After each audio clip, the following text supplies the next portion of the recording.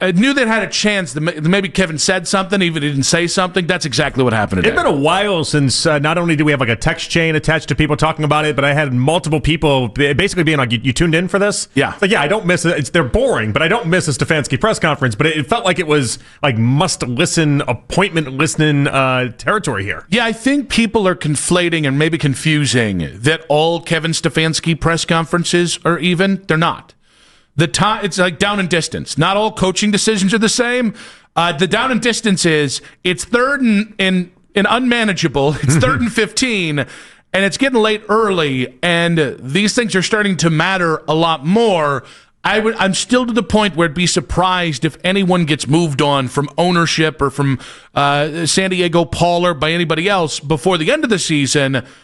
But I don't know how long that's going to last, because it does feel like there's a couple inflection points. There's a couple of pressure points where things are bubbling up to the surface. One, just being losing and being 1-4. 2, the quarterback position. And then 3, I really do think like the impact that losing's having on this locker room.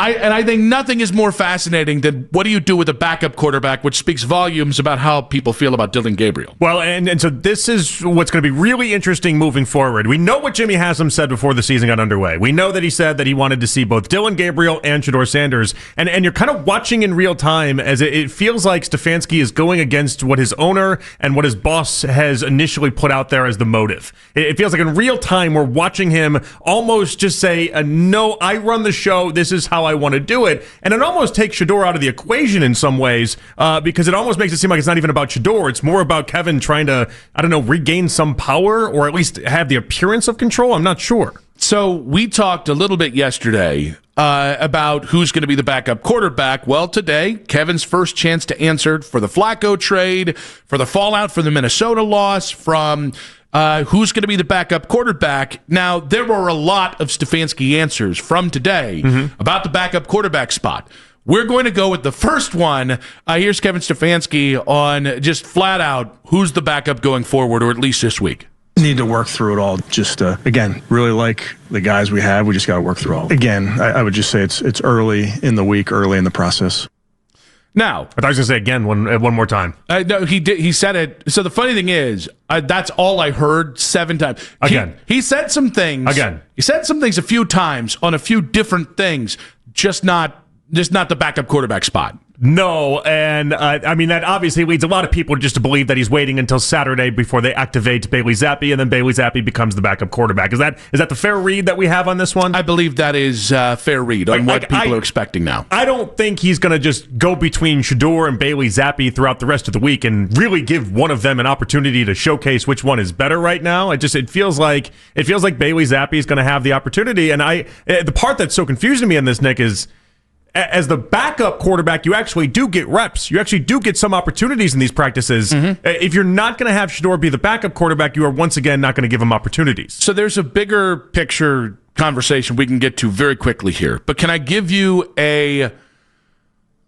like a hypothetical? I don't want to go conspiracy theory, but I can give you a working theory that I have. It's fun when you put the tinfoil hat on, though. It's a lot of tinfoil. It sounds like you're going to give me a conspiracy theory while we're just not labeling it a conspiracy theory. That's what it sounds like is happening here. Because there's no such thing as conspiracy theories anymore. They're just theories. Okay, good. So right? you're going to give me We used to be able to have like layers of theories, and then it's like, that one's so crazy, that's conspiracy theory. Now, every theory is a theory because no one distinguishes between what sounds bat bleep insane and what sounds logical. When you said Joe Flacco to the Bengals, oh man, I still am pissed about that one. That was just a theory in my head. I tried moving that forward for you. I was like, that's just a theory. That's not even tinfoil hat. You had it. I thought it was hack. You had it, and I got burned by it. I told you, I said not hack. But what I did tell you in that moment, though, I said it wasn't a Monday topic. Okay. Wasn't a Monday topic. Yeah, which we agreed on. It was a Wednesday. And then it was supposed to be a Wednesday or Thursday. It became a Tuesday topic. It might have been Tuesday. It was supposed to be at some point this week, but then it turned into reality. I think that Shedeur right now might be a negotiating ploy or negotiating grounds between the head coach and the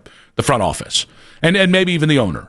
I think Kevin understands that with every loss, his power becomes diminished, his positioning becomes diminished, and he very well might be being set up to be the fall guy for the very, very, very numerous failings of the Browns organization, specifically over the last 2 years, but really the last 6 years.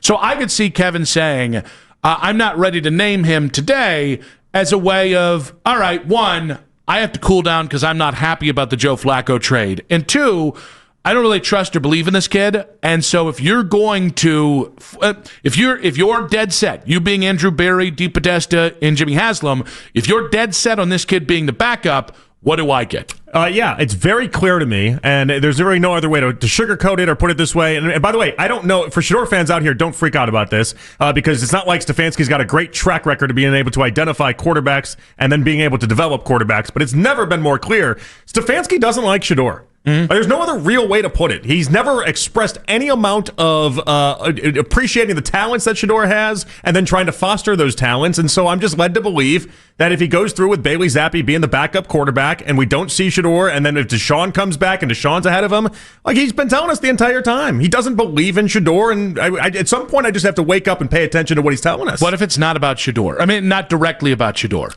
What if, and that might be the case. Like, so that's what I said like 3 minutes ago, that idea. Like, it might just be what he's using as his form of power, as his form of like, I can control this, and so that's what I'm going to try to control. But ultimately, we know how this goes. Ownership is going to win out that battle.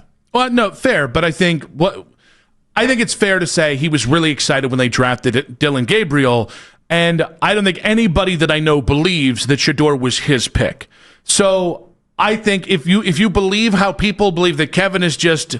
He's just a patsy here. He's just been strung along. I don't necessarily subscribe to that, but if he feels like Shedeur was forced upon him, I could see Shedeur. I've said this for a minute. I've said it since before, I think it was minicamps. I mean, Shedeur's going to have to do 120% of what Dylan might only have to do 90 or 100% of to get where he wants to go. And the problem with that, though, and you were right when you said it, but the problem with that is that Shedeur was never given the opportunities to do 120%. And even in the actual season now that we have, great, they're doing a couple plays after practice to try to get Shedeur some work. Okay, great. Here's an opportunity. Make him the backup quarterback where he gets actual work in practices.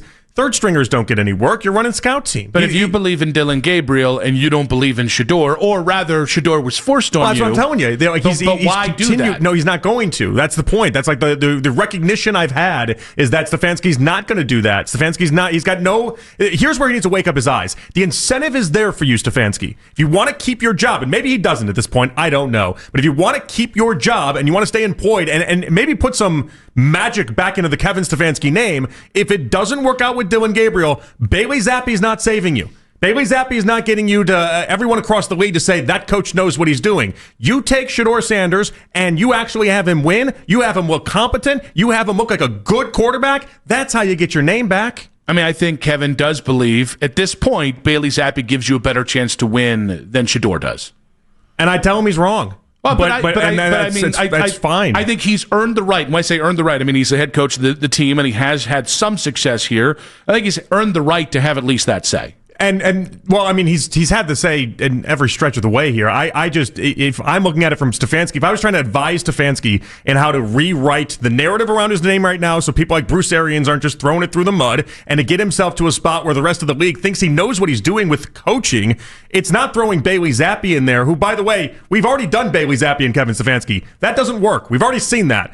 It would be giving Shedeur an opportunity and then watching Shedeur flourish, and then everyone saying, whoa, that 5th-round pick looks like a 1st-round pick. How about that? Because you know the credit will go to Shedeur, but the credit will also trickle down to Stefanski as well. It's a beautiful way for him to save face in a season where he's looked absolutely awful. And what happens if you also lose with Shedeur? Well, same thing that happens when he loses with Zappe. He looks like the guy that Bruce Arians is running through the mud, and all of coaching world across the NFL, according to Bruce Arians, stop believing and doesn't think they know what the hell he's doing. There's a part of me that feels empathetic towards Kevin, even though I've been a huge critic of it. You've been a huge critic of it. We have not been invited to the foundation dinners. No, which is funny because he's such a nice guy. He invites everybody. Yes. Well, what is it about us? Are we not very invitable?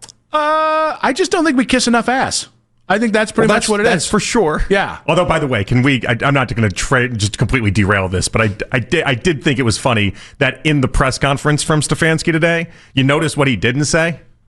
Nick and Jonathan were right? No. He also didn't say that. He didn't say, we did this to help out Joe Flacco. Yeah. He made one reference to the idea of like, well, Joe gets a chance to play now. But I think you might be living in his head a little bit because he definitely didn't say that. I will just say, I am empathetic towards a guy who, if he feels the ground moving beneath his feet and a bunch of people who are just as culpable, if not more culpable, for the bleep show they're in, are basically setting up to keep their jobs, and he's going to be the patsy, he's going to be the fall guy, I can understand.